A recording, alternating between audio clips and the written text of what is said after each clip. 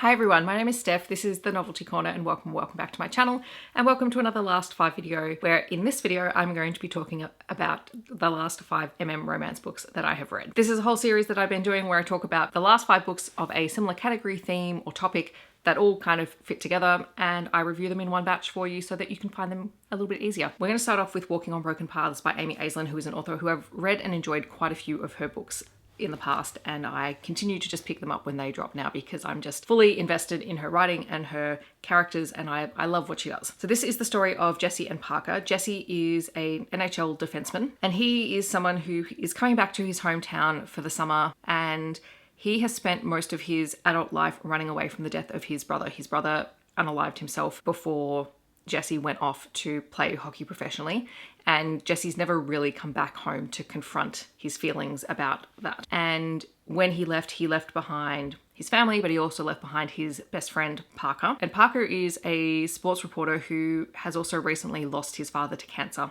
and has come back home to help continue running his father's business, which happens to be like a dinner cruise thing on a boat. The two of them run into each other when Jesse returns home, and it is them rekindling first their friendship and acknowledging that when Jesse basically ran away when they were teens and then didn't contact Parker, like their friendship fell apart. So they rebuild that friendship, and then also this moves into a relationship. It deals a lot with grief and grieving throughout the course of the book.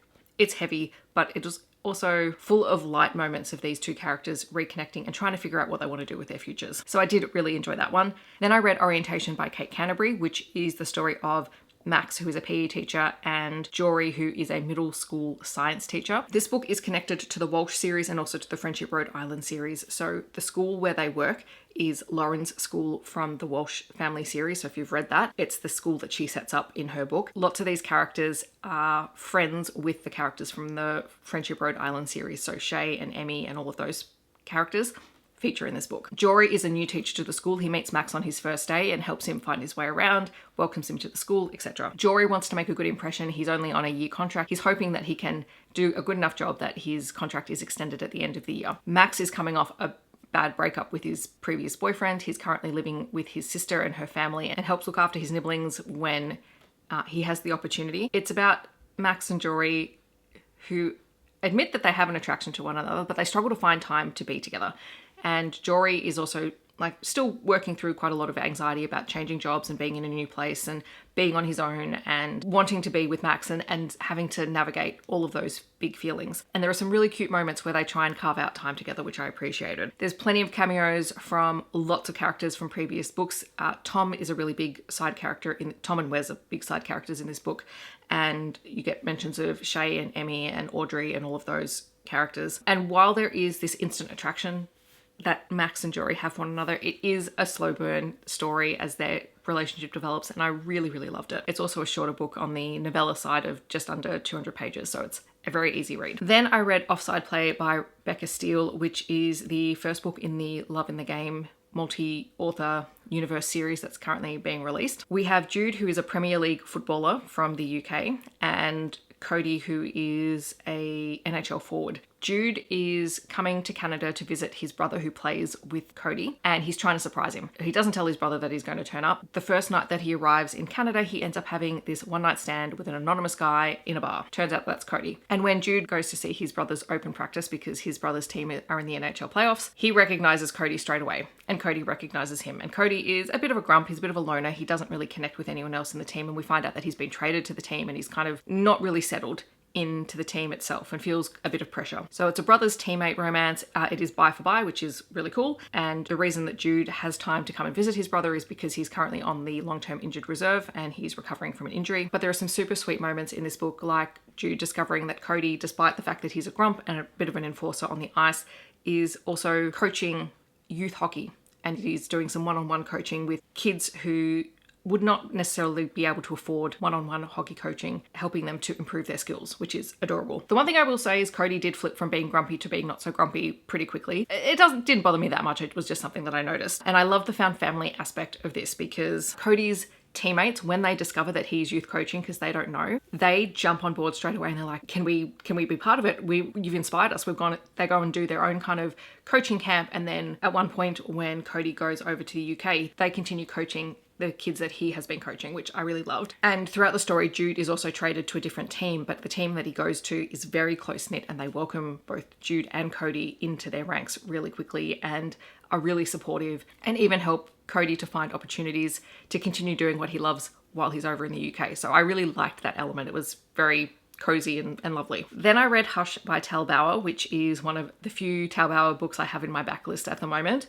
This one is a romantic suspense, kind of more of a legal thriller kind of story, but there are suspense elements in it. We are following Tom, who is a federal court judge, and Mike, who is the US Marshal assigned to the federal court, and I think they're called inspectors. I didn't realize that they worked in that capacity, so that was an interesting thing for me. This entire book centers around a terrorist attack on the Russian president on the steps of the US Capitol that both Mike and Tom witness. And Tom is made the presiding judge over the court case where they are prosecuting the sniper and supposedly the man who is behind everything, the organization of it. Tom is the newest federal judge on the court, so he's considered the baby judge of the court, and he's known for being very fair, almost to his detriment. They consider him lenient when he is more about making sure that everything is done in accordance with the law. Like he deeply believes in fair and unbiased judgment. And he ends up getting caught up in between the US attorney prosecutor and a defense lawyer who just constantly go at one another and are trying to one up and trying to find loopholes. There's a huge amount of pressure. Meanwhile,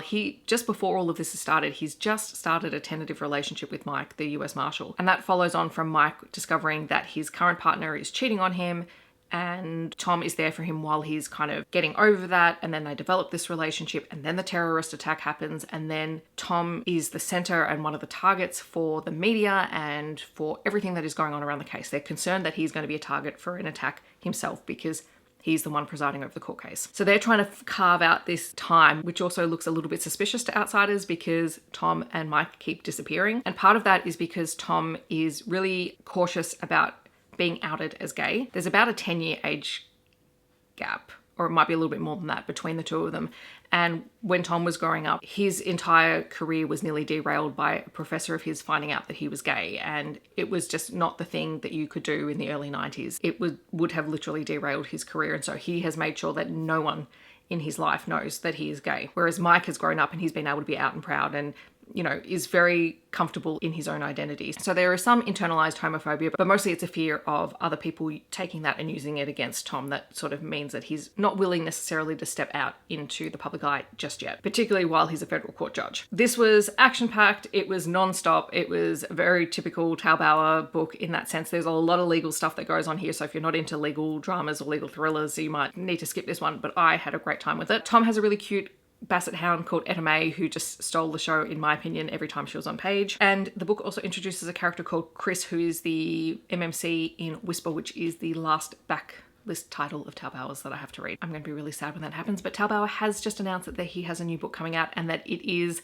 about the same size or longer than Whisper, which I'm not going to complain about. And then the final book I'm going to talk about in this video is Barn Burner by Jodi Oliver. This is the second book in the Love in the Game series, so it is the follow-on from Offside Play by Becca Steele. And in this one, we are following Braden, who is Jude's older brother, and he is a hockey player playing in the US, playing in the NHL, and Jesse, who is a Canadian cowboy. At the end of the first book, we find out that Cody and Braden's team lose in Game 6 of the Stanley Cup Finals. And so Braden is devastated by this, and there's been some media around it saying that placing blame on him and whatever, when really it was a team effort, and everyone has said the entire team fell over in this game. So Braden is trying to get away from everything over the summer. He decides that, okay, he's been in Canada, he's always wanted to go out and sort of explore some of the more picturesque nature spots of the country, and so he's decided to pack his bag and he's going to go hike some trails and stay at some hotels or go camping, depending on how he's feeling. However, on his way out of town, his car breaks down. You know, he thinks this is just typical because this year has been an absolute nightmare for him. Jesse happens to drive past and stops and helps tow his car to his family's property where his brother might be able to help fix the car. And Jesse's brother Cooper is a bit of a meddling force and goes,